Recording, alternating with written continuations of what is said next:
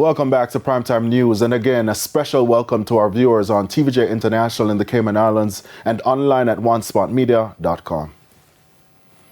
Up first this evening, amid concerns about the number of police fatal shootings recorded this year, the Police High Command is putting up a staunch defense against critics who continue to question the police's use of force.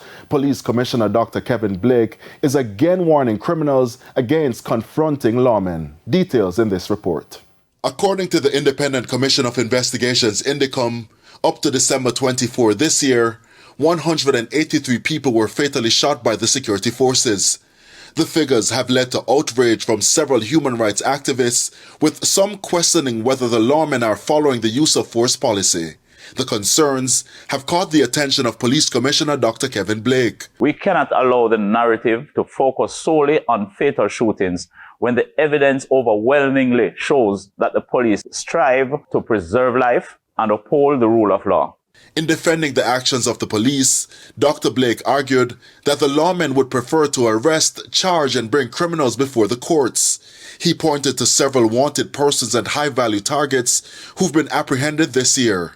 And he went further, turning his attention to data. Let's look at it from this perspective. Thus far in 2024, 736 illegal guns were taken off the streets. Of that figure, 438 were seized from assailants.